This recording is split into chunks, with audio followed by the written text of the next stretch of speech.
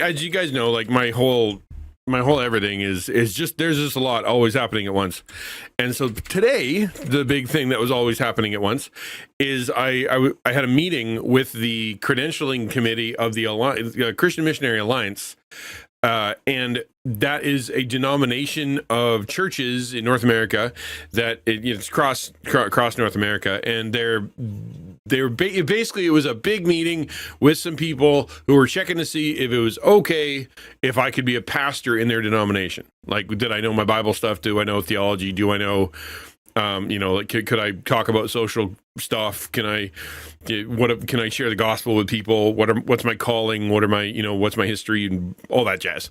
So it was like 2 hours of questions, hour and a half, give or take, of questions. So just kablamo, lots and lots and lots. I learned distinctly that my brain, I've officially given it to Google, because they're like, so where in the Bible would you find this? And I'm like, I used to know the answer to that question. Huh. And they're literally, she's like, do not Google. And I'm like, but it's right there. Okay, well, let me tell you, it's on Google. But no, I did good. I think I did good. Well, I know I did good because I passed. I am now able to go to the New Ventures people within the Christian Missionary Alliance, which is a group of they help the weird ministries to keep going and become their quote unquote apprentice. To be an apprentice means I get to be a real pastor in a real ministry, and this is Christian Ninja Online Missions can actually become a registered charity under a church. We don't know how all that's going to shake down. We really don't, man. We really don't. It's like they're making stuff up as they go along because everything we're doing here is new. Yeah, critical first step. It was like, you can't do anything until you're credentialed. Like, they're like, you can't teach people. We're not going to call you a ministry. We're not going to support you. We're not going to give you any money. We're not going to anything because, you're a ding dong from the internet. Now I am no longer a ding dong from the internet. I am a credentialed ding dong from the internet. And the next step is to meet with the new ventured people who are going to help turn this into a legit thing that goes across the denomination, et cetera, et cetera. And then I get money and healthcare, I think. That has yet to be seen. I'm not totally sure how the money, healthcare, budget for doing the ministry, etc. Still don't know how that's going to work, but we're taking it a step at a time. Come on, we'll take this. So, Nady, am I the first person to do this? I think so. I put it this way: how many online, digital-only missions do you know that are certified denominational pastors, right? Like, I think the closest you're going to get is Lux, but I don't know how they're connected to a denomination. So basically, they asked me at the end, like, what do you need from us? And I'm like, well, money would be great, but it's one of the things I said was, me doing this will actually help other people around the world, because they can go, hey, I'm not doing anything new. This is actually something that is already being done. Go look at Christian Ninja. He's an official he's got the credentialing. He's with his denomination. So I'm kind of like doing what he's doing. So they took the risk. They were willing to officialize it. So therefore you can too. So we need one brave denomination, one brave church, one brave group to go, okay, let's try this thing. Let's see what happens if we back this guy. And so the Alliance is backing me, and they're going to, still don't know exactly how it's all working out, but they're going to do that. And then by Christmas, I don't know, who knows? By Christmas, I should be able to be official something. I don't know. I don't even want to put a date on it because I literally have no idea how things are going to go at all. So we just know today was a good day. I'll tell you guys a bit of a story.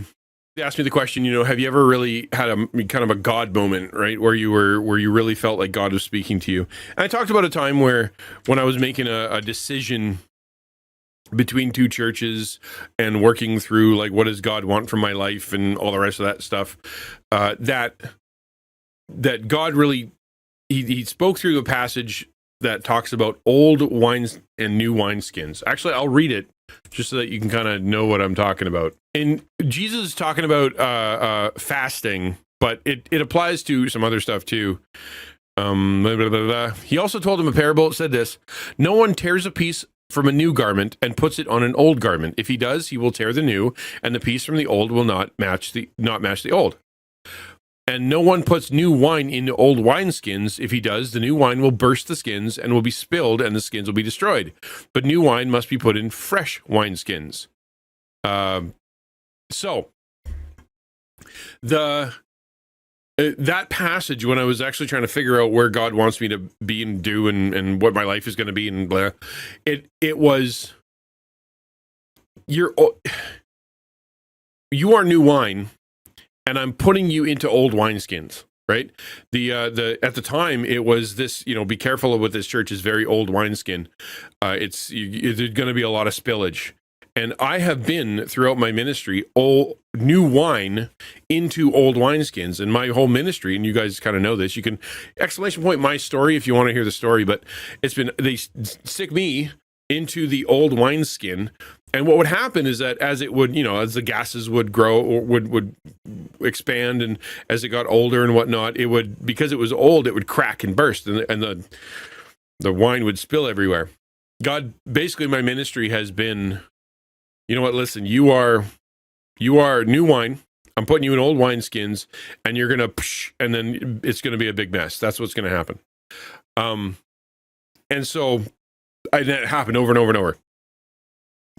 At the end of this meeting, I was talking to her, and she said to me, listen, she said, you are no longer new wine in old wineskins. And literally, I almost cried. I think I was like this close to crying, because it for someone to recognize and kind of go, listen, you're doing new stuff, and we're going to treat you like new stuff. We're going to, we're not going to try to cram you into some old method, or you're not just going to be surrounded by a bunch of folks who are like, really don't know what's happening and they're not ready to change and whatnot. We recognize your new wine, and we're putting you into a new wineskin. Which to me basically was metaphor for, we get it and we don't want to hurt you. We get it, and we want to support you. We get it, and we know that we're going to have to grow with you, as opposed to, you need to conform to us.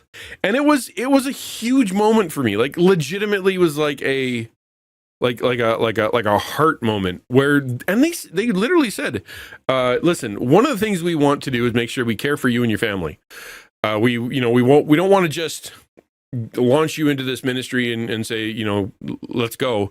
We want you to have some time of healing. We want to have some time of support. We want to make sure that your family feels good about this and whatnot. So, we're going to help you. We're going to send you to a retreat, and we're going to whatever. And it's like they were far more concerned about me, my heart, my family, my healing, and my future than they were about just me doing the job. They're like, yeah, we know you can do the job. There's no question. And we're pretty sure it's going to go great because we've seen what you're capable of. However, you're a bit of a mess. I'm like, yeah, I guess. And so we're going to help you, help your family and whatnot. And it was really special. It was really, really special. And I don't know where we're going from here. It could be a lot of different places. But I know that I need to change churches. They're like, well, you got to go to an Alliance church if you're going to be an Alliance pastor. And that makes total sense. So that means we got to drive 30 kilometers away to be able to get to, that. And that's not that far, but it is, it's a bit of a thing. And then they're going to hook me up with a church and hook me up with the denominational stuff. And then we'll see what happens. So stay tuned. I'll keep you informed. I'm going to write something on the coffee. If you don't know, I try to put ministry updates on coffee. You don't have to pay for them most of the time, unless they're super personal. But if you want to follow along with what's going on with me, and if you want to follow along with what's happening in the ministry and what's happening in Taco and all that stuff, go to coffee, !coffee, KOFI, and just sign up for the newsletter. That way you can figure out what's going on and you can be informed.